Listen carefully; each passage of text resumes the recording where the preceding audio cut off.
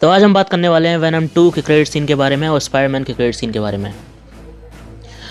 Video में आगे बढ़ने से पहले बता दूं कि ये वीडियो हाईली स्पॉइलर वाला होने वाला है, इसलिए अगर किसी ने वेनम 2 या स्पाइडरमैन नो वे होम अभी तक नहीं देखी है तो वो इस वीडियो को छोड़कर चले जाएं। अब जैसे जैसे मैं वेनम 2 की स्टोरी को समराइज़ करूँगा वैसे ही वैसे इसमें मौजूद कुछ क्वेश्चंस और कुछ आंसर्स जो पॉसिबली आंसर मुझे लगते हैं उन्हें भी बताता जाऊँगा।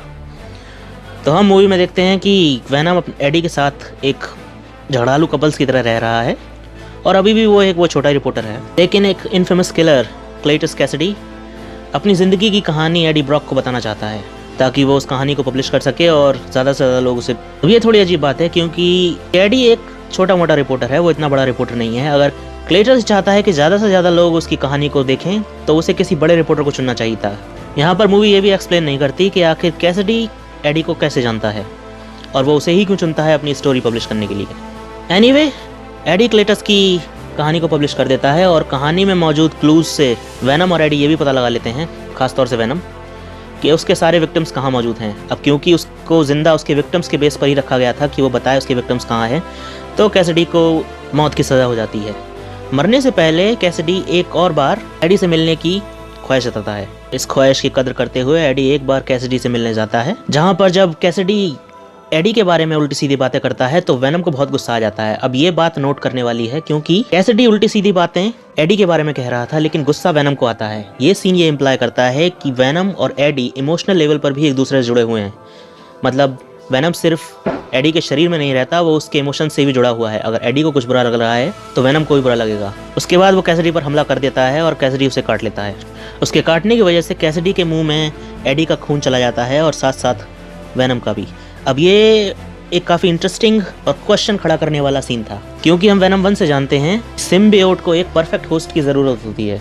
परफेक्ट होस्ट कोई भी नहीं हो सकता।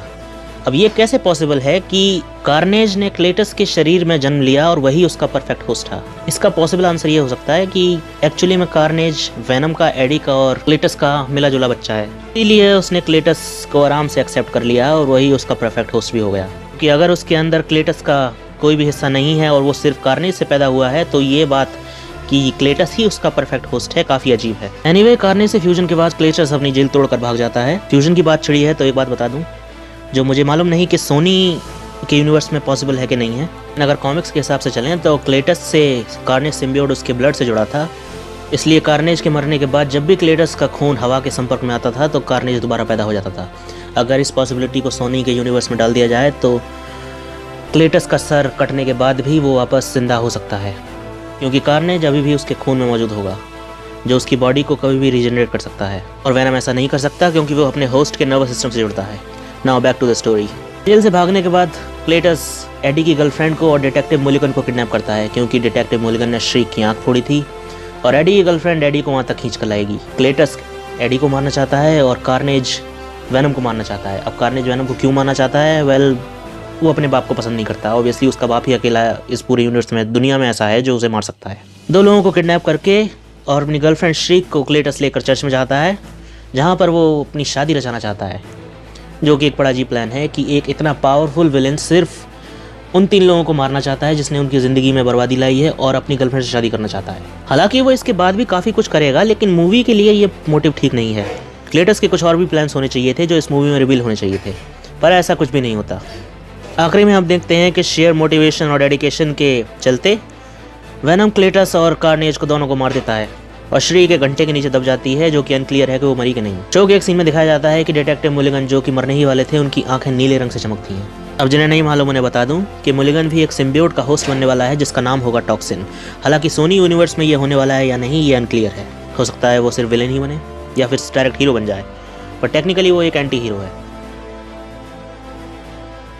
तो मूवी के क्रेडिट सीन के बारे में बात कर लेते हैं। अब क्रेडिट सीन की जो असली मीनिंग है वो नो वे होम देख के पता चलती है। हम क्रेडिट सीन में देखते हैं कि वेनम मार्वल के यूनिवर्स में आ चुका है डॉक्टर स्ट्रेंज की स्पेल की वजह से। अब ये बहुत ही अजीब बात है क्योंकि डॉक्टर स्ट्रेंज की स्पेल सिर्फ उन लोगों को अपने यूनिवर्स में खींच रही थी जो ये जानते हैं कि पीटर पार्कर स्पाइडरमैन है। वेनम ना तो स्पाइडरमैन को जानता है ना पीटर पार्कर को जानता है। उसका यहाँ आने का कोई सेंस बनता नहीं है अब तक। दिखने में तो सिर्फ यही लगता है कि स्पाइडरमैन में वेनम को इंट्रोड्यूस करना था तो वेनम को खींच कर यहाँ ले आए बिना किसी परफेक्ट रीज़न के। हालांकि वो आगे जाके कोई ना कोई रीज़न ज़रूर बना देंगे, तब तक के लिए ये क्वेश्चनेबल टेलीपोर्टेशन है। अब वैनम के आने से भी ज़्यादा इंटरेस्टिंग था उसका वापस लौटना। उसके वापस लौटने के सीन में हम देखते हैं कि वैनम को और एडी को डॉक्टर स्ट्रेंज की स्पेल उनके यूनिवर्स में वापस ले जाती है, लेकिन वैनम का एक टुकड़ा उस यूनिवर्स में रह जाता है। अब ये बहुत अजीब बात है क्योंकि मैजिक प्रिसाइज होता है। कभी कभी डॉक्टर स्ट्रेंज गड़बड़ कर सकते हैं, पर टेलीपोर्टेशन तो प्रिसाइज होना ही चाहिए एटलीस्ट। तो अगर वैनम का एक टुकड़ा उस यूनिवर्स में रह गया है तो ये काफ़ी अजीब बात है कि स्पेल ने वैनम को तो टेलीपोर्ट कर दिया, पर उसके एक टुकड़े को क्यों छोड़ दिया। ये तो ऐसा ही हो गया जैसे कि अगर स्पेल एडी को टेलीपोर्ट करे और उसके एक हाथ को छोड़ दे। काफ़ी अजीब बात है। फिलहाल बात कर लेते हैं कि वो टुकड़ा इस यूनिवर्स में कर क्या सकता है। तो पहली पॉसिबिलिटी जो सब लोग जानते होंगे वो ये कि ये टुकड़ा इस यूनिवर्स के एडी से जाकर जुड़ जाएगा और हमें स्पाइडरमैन 4 देखने को मिलेगी। ऑब्वियसली इस यूनिवर्स का एडी इतना अच्छा नहीं होगा जितना सोनी का है। दूसरी पॉसिबिलिटी ये भी है कि ये टुकड़ा फ्लैश थॉम्सन को अपना होस्ट बनाएगा। फ्लैश थॉम्सन भी कॉमिक्सों में एक सिम्बियोट का होस्ट रह चुका है और उसका नाम था एजेंट वेनम, जो सरकार के लिए काम करता था। और उसका रिश्ता सिम्बियोट के साथ काफ़ी अच्छा था क्योंकि वो वेनम को अपने दोस्त की तरह एक्सेप्ट करता है। उसकी एडी की तरफ से लड़ाई नहीं होती रहती, जो कि काफ़ी अच्छी बात है। इसीलिए उसे सुपीरियर वेनम भी कहते हैं और एडी को कहते हैं लीथल प्रोटेक्टर। अब क्योंकि सोनी का वेनम भी सिटी को लीथली बचाने की बात करता है और लिटरली वो करता भी है, क्योंकि वो सिटी को बचाने के प्रोसेस में काफ़ी लोगों को मार देता है, अच्छे हों या बुरे। अब अगर ये सिम्बियोट अपना होस्ट फ्लैश को बनाता है तो मार्वल सोनी एक फ्लैश थॉम्सन की ओरिजिन मूवी तो ज़रूर बनाएंगे। अब एक तीसरे एस्पेक्ट पॉसिबिलिटी फ्यूचर जो समझना समझ लो, इसके बारे में बात कर लेते हैं। अब ये क्या है? फिलहाल ये समझ लो कि वेनम 1, वेनम 2 और स्पाइडरमैन नो वे होम को अगर एनालाइज किया जाए तो हम जिस विलन के कंक्लूजन पहुंचते हैं वो थैनोस से 10, 20 या 30 गुना ज़्यादा खतरनाक है। अब ये कौन है और इसके क्या इंडिकेशन है, ये हम अगले वीडियो में बात करेंगे।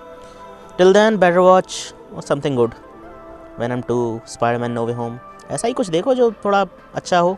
कचरा तो सभी देख लेते हैं।